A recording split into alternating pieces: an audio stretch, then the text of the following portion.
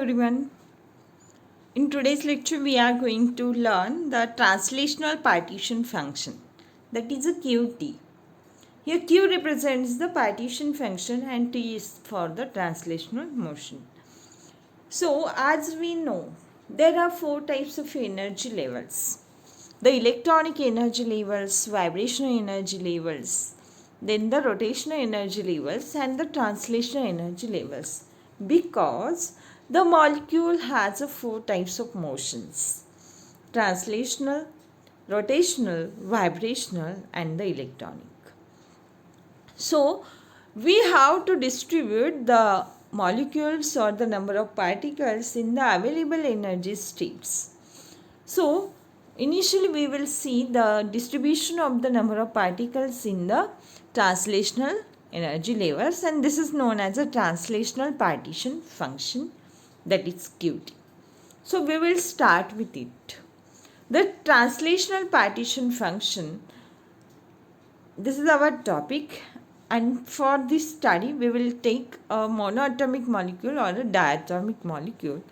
So consider a molecule having a mass small m and it is taken in a container whose length is x or a, and the energy is given by equation En is equal to n square h square divided by 8mx square, or you can write n square h square upon 8ma square, where this n is equal to 1, 2, 3 and so on. These are the number of energy levels. H is the Planck's constant, m is the mass of the molecule, and x is the length of the box, and En is the energy. And the lowest energy level is n is equal to 1 and has the energy. When we put n is equal to 1, it will become h square divided by 8mx square. So, the energies relative to that level are En is equal to n square minus 1 into E. Here E is the energy, h square upon 8mx square.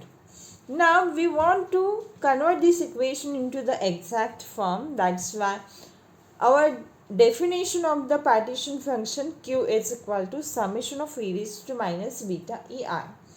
So, in this equation, just the energy level number is taken and the lowest energy level number is n is equal to 1.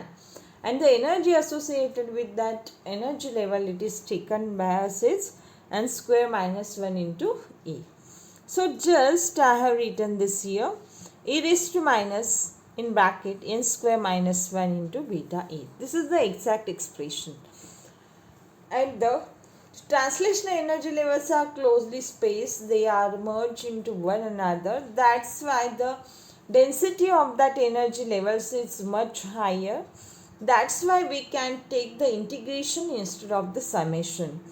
And due to that, this summation symbol can be converted into the integration. Here is the integration goes from 1 to infinity, and just write the equation here as it is e raised to minus n square minus 1 into beta E. Now this integration is taken with respect to dn. Here dn is the change in the number.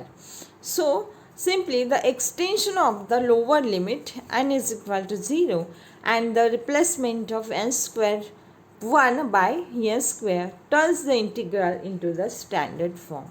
So just this n square minus 1 that can be replaced by only n square, and this integration which goes from 1 to infinity, we want to convert it into a standard form. That's why this integration limit n is equal to 1 can be replaced by n is equal to 0.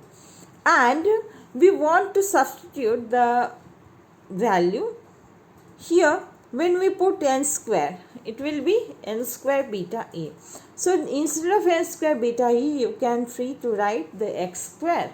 When we put x square is equal to n square beta E, and we want to find out value of this dn. So just find out initial value of En and then value of the dn. So we have written here x square instead of n square beta e. So just transfer this beta e to the left side. It will be n square is equal to x square divided by beta e. I take the square root of the equation. Then n will be x upon beta e bracket raised to half. So x divided by in bracket beta e raised to half. That will be the value of n. So we want to convert it into the derivative form or the change in n and change in x. So we can write dn is equal to dx divided by beta e raised to half. Now just put this dn value in this equation, and instead of this n square beta e we can write x square.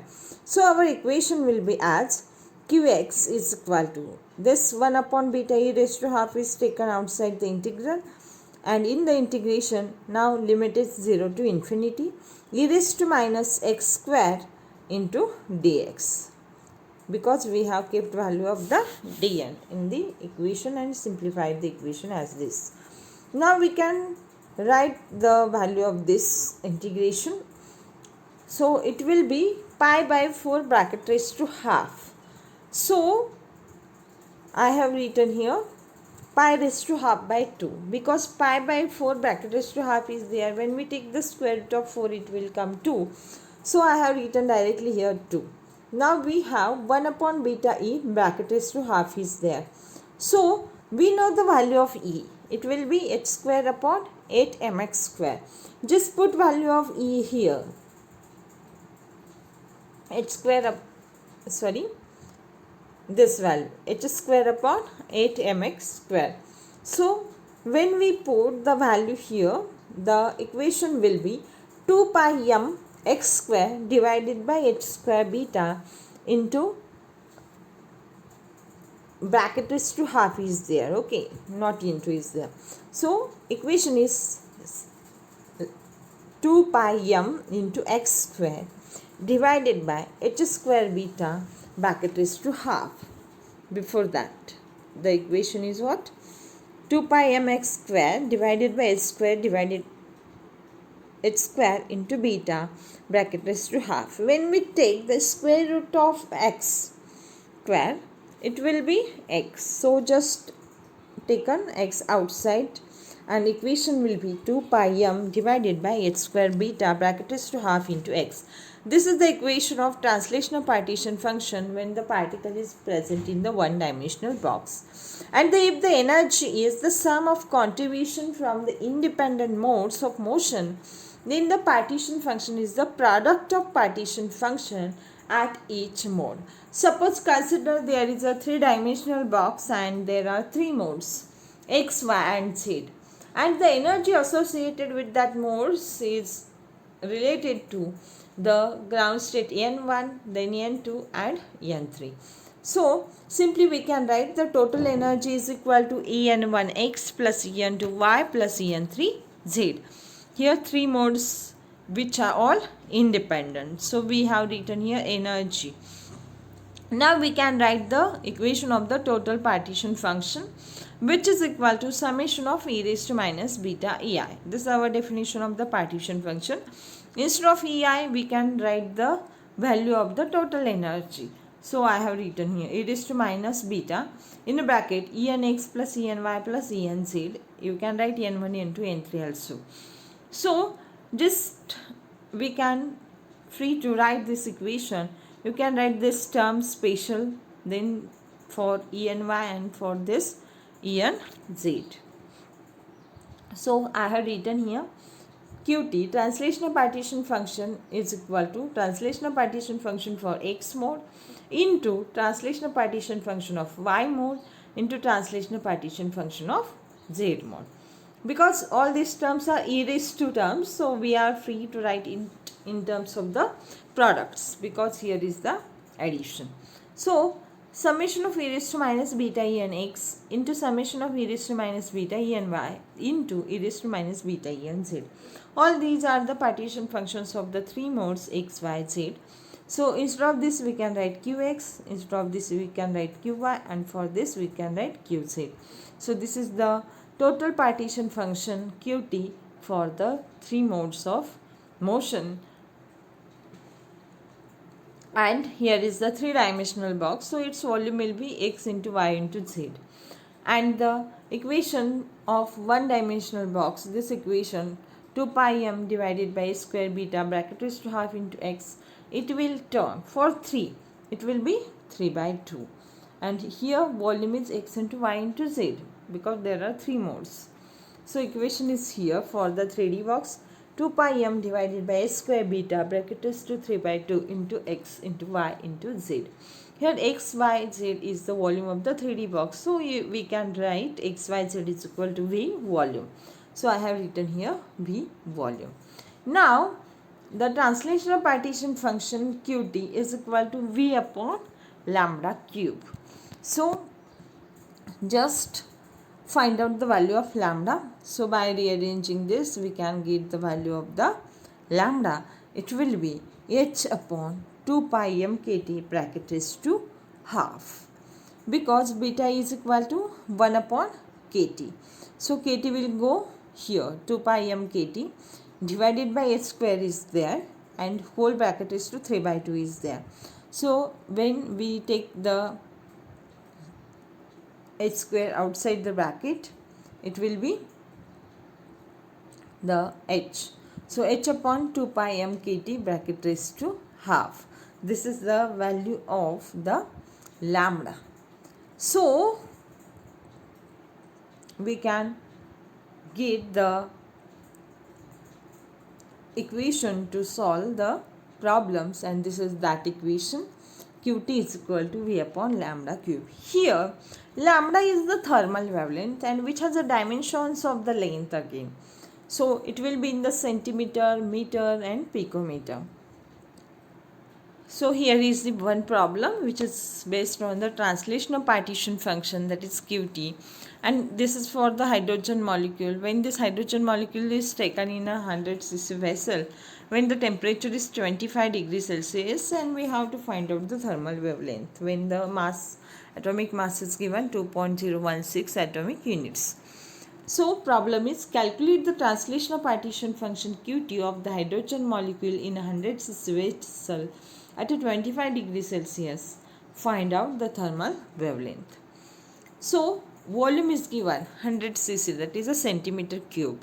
So 1 cc is equal to 0.001 liter, and we have to find out the thermal wavelength lambda. So we have to initially find out the reduced mass. So reduced mass is a m. M is equal to 2.016 atomic units, which is given. We have to convert it into kg per mole. So 2.016 into 10 raised to minus 3 kg divided by Avogadro's number. The value of m will come 3.347 into 10 raised to minus 27 kilogram per mole.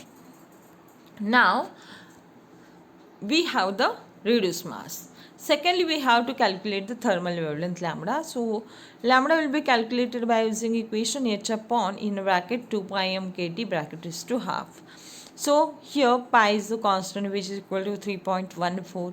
M is we have calculated which is equal to 3.34 into 10 raised to minus 27. K is a Boltzmann constant 1.38 into 10 raised to minus 23 joule per Kelvin. And T is the thermodynamic temperature 298 Kelvin. So we have all the values and H is equal to Planck's constant. So just write all the values and calculate the thermal wavelength lambda. So thermal wavelength lambda, it will be 7.126 into 10 raised to minus 11 meters, because second divided by kg into per mole is equal to meters. Now we have calculated value in meters. Just calculate this value in terms of the picometer. So by dividing this term by 10 raised to minus 12, we will get the value in picometer. This is a 71.26 picometer. So lambda we will get in the picometer, and now we have to calculate the translational partition function. So translational partition function Qt is equal to V upon lambda cube. So volume is given 100 cc, so 100 centimeter cube divided by 71.26 picometer bracket is to 3. So E is equal to 100 centimeter cube divided by 71.26 into 10 raised to minus 10 centimeter, bracket is to 3. So here centimeter cube into divided by centimeter cube, both terms get cancelled, and the value of the translational partition function, it will come 2.76 into 10 raised to plus 26, and translational partition function has no units. So by this way we can find out the translational partition function for any molecule. In this lecture we have seen for H2 you can calculate for I2, N2 and any diatomic molecule.